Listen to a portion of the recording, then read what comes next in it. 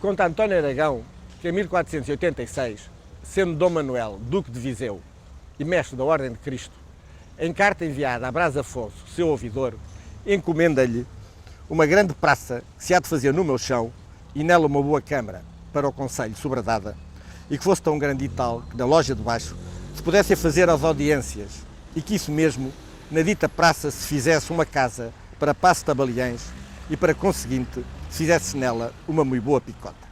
Essa muito boa picota era o Pelourinho, que acabou por ser construído numa não grande, mas formosa praça de 2 sobrados, como diria Gaspar Frutuoso, e que hoje é este largo, o Largo do Pelourinho.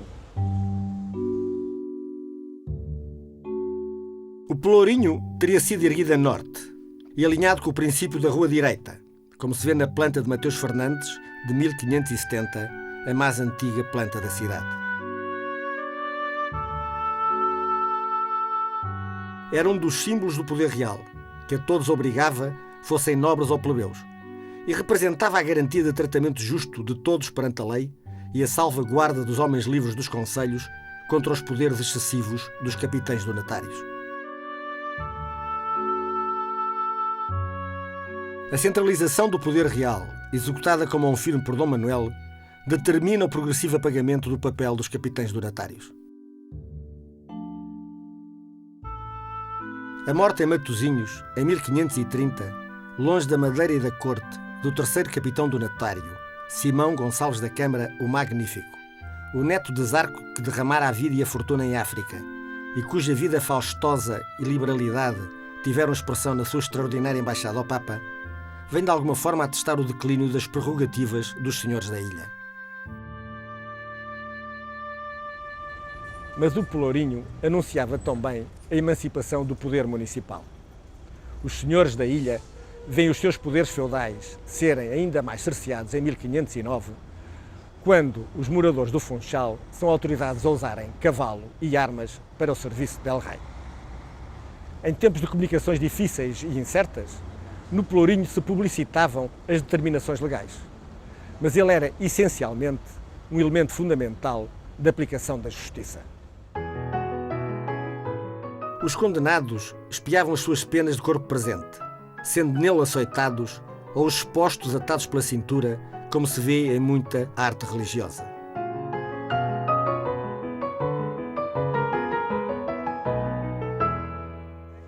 Há a notícia de, no início do século XVII, um plebeu ter sido enforcado, mas apenas em esfinge, ou seja, representado por um boneco, pois terá tido tempo para fugir para o Brasil com o objeto do seu crime, uma senhora nobre por quem se teria apaixonado.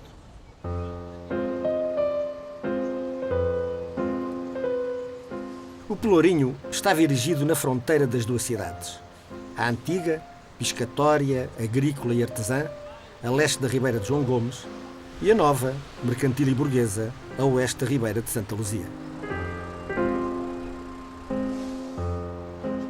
Se hoje o Largo do Pelourinho se tornou apenas um mero local de passagem, no fim do século XV e no século XVI seria o centro nevrálgico da vida citadina. Aí começavam as 3 ruas mais importantes da cidade. A Rua de Santa Maria, com o seu hospital e as suas hortas, abrindo caminho para o Faial e para a Serra. A Rua Direita, a maior da cidade, que seguia para o norte atravessando a Ribeira de Santa Luzia, onde hoje começa a Rua dos Ferreiros e onde se instalaram grandes propriedades e os maiores engenhos de açúcar. E a Rua dos Mercadores, para o oeste, que, paralela ao Calhau, era apenas conhecida como a Rua, pela sua importância económica e social. Este monumento, mandado construir em 1990, pretende ser uma réplica do Pelourinho original que era feito em jaspe, uma espécie de mármore raiado. Segundo António Aragão, que estudou os Pelourinhos da Madeira, a sua base seria feita com 2 degraus cilíndricos e não por estes 4 octogonais que aqui estão. Sobre ela haveria o soco e dele se desenvolveria uma coluna cilíndrica octogonal em movimento helicoidal. Em 1835, os poderes liberais mandam desmantelar por o considerarem símbolo dos poderes feudais e assim não estar em sintonia com os tempos de liberdade que se viviam. O soco e parte do fusto da coluna, que existem no Museu da Quinta das Cruzes, são apenas o que resta das pedras que dele se tiraram e que, conforme deliberação camarária, se deveriam ter guardado.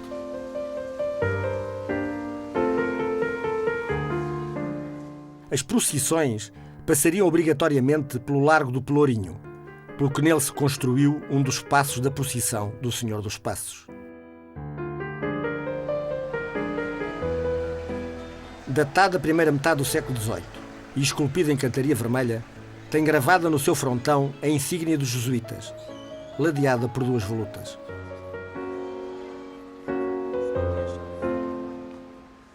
O seu recheio desapareceu e, em sua substituição, foi colocada uma tela figurando o Senhor da Cana Verde, imagem que antigamente saía na procissão da Quaresma.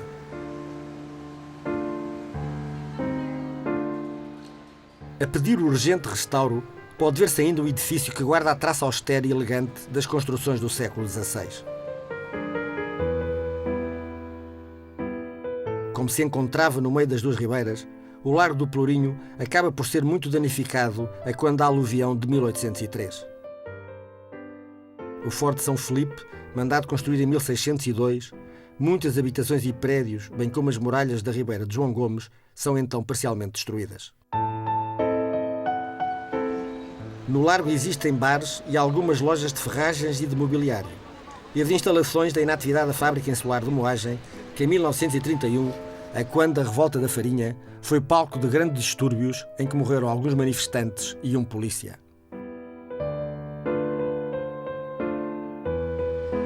Hoje, prosaicamente, o Largo do Pelourinho alberga também um parque subterrâneo para estacionamento automóvel, abrindo espaço para ser admirada a estátua da autoria de Ricardo Velosa, evocativa da autonomia, na praça do mesmo nome. Desta forma, estes dois monumentos e estas duas praças, representando tempos distanciados por 500 anos, mas contíguas no mesmo espaço citadino, parecem simbolicamente ligar o passado ao presente que construímos com determinação e trabalho. No próximo programa falaremos da Rua Direita, a mais comprida rua do século XVI. Até lá, passem todos muito bem.